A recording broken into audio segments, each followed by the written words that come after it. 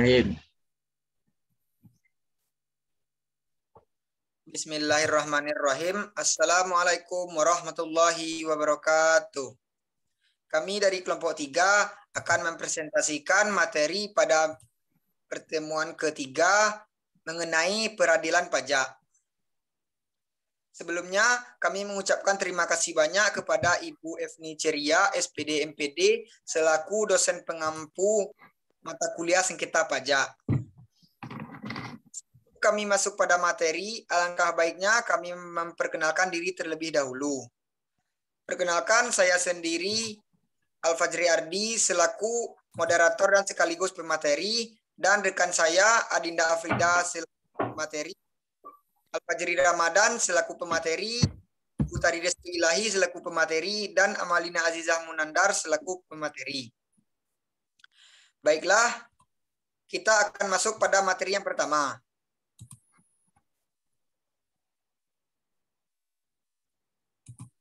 Share screen.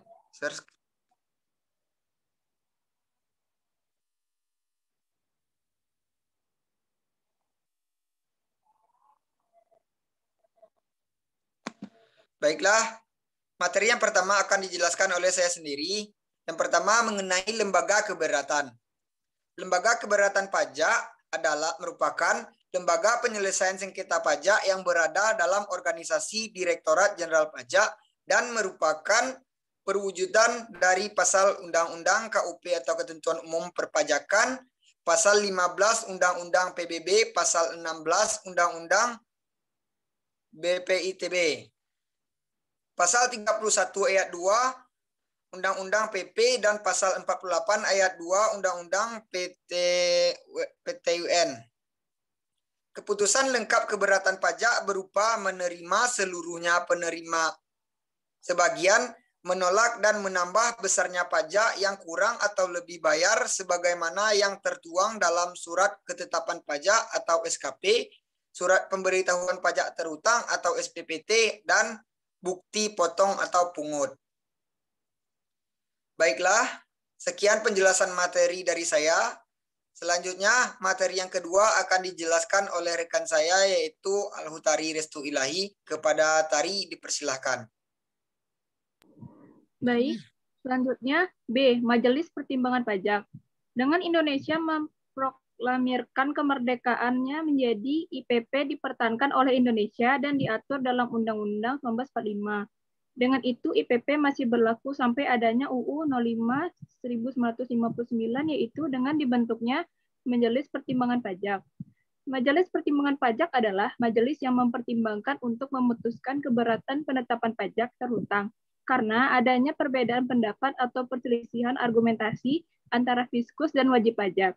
Dengan adanya MPP, kewenangan dalam pemeriksaan dan pemutusan permohonan banding atas keberatan melekat pada MPP, yang tidak hanya berwenang menyelesaikan sengketa pajak pusat saja, melainkan juga pada pajak daerah.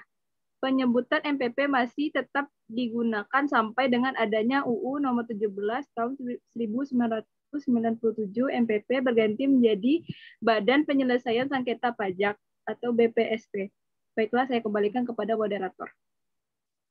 Terima kasih kepada Tari. Baiklah, materi selanjutnya akan dijelaskan oleh Al-Fajri Ramadan. Kepada Al-Fajri, dipersilahkan. Baik, terima kasih kepada moderator. Saya akan melanjutkan pembahasan materi tentang Badan Penyelesaian Sengketa Pajak. Badan Penyelesaian Sengketa Pajak atau BPS ini menggantikan tugas MPP yang saat itu dianggap sudah tidak sesuai dengan kebutuhan dalam menyelesaikan sengketa dalam pajak.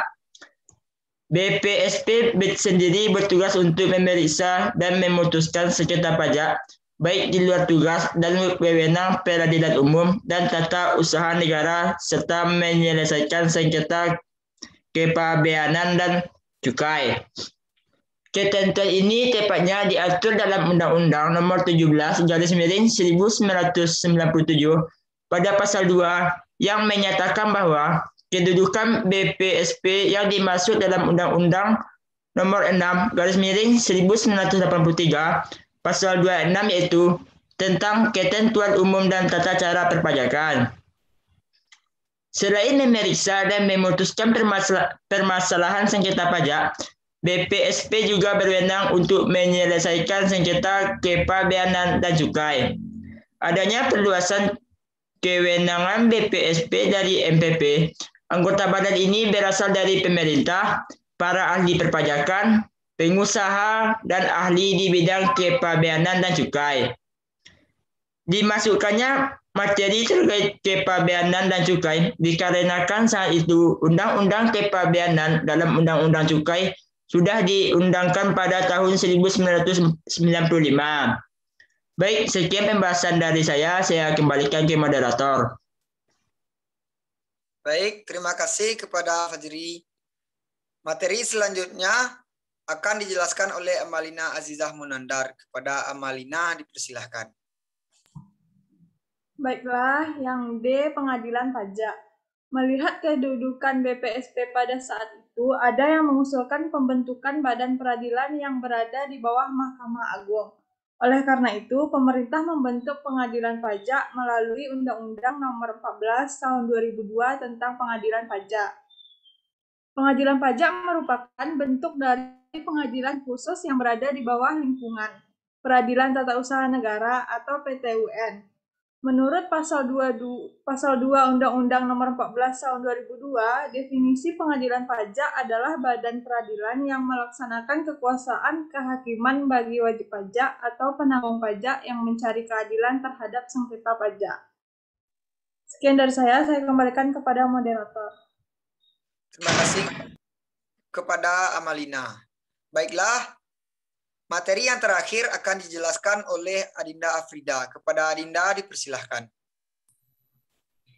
Baik, terima kasih kepada moderator. Materi selanjutnya itu mengenai pengadilan pajak.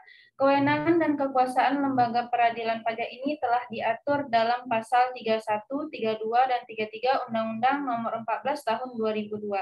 Sebagai berikut, yang pertama, tugas dan wewenang pengadilan pajak adalah memeriksa dan memutuskan sengketa pajak. Yang kedua, dalam hal banding, pengadilan pajak hanya berwenang untuk memeriksa dan memutuskan sengketa atas keputusan keberatan kecuali ditentukan lain oleh peraturan perundang-undangan yang berlaku. Yang ketiga, dalam hal gugatan, pengadilan pajak berwenang untuk memeriksa dan memutuskan sengketa atas pelaksanaan penagihan pajak atau keputusan pembetulan atau keputusan lainnya sebagaimana dimaksud dalam pasal ayat 2 Undang-Undang Nomor 6 Tahun 1983 tentang ketentuan umum dan tata cara perpajakan yang telah beberapa kali diubah, di mana yang terakhir dengan Undang-Undang Nomor 16 Tahun 2000 dan peraturan perundang-undangan perpajakan yang berlaku.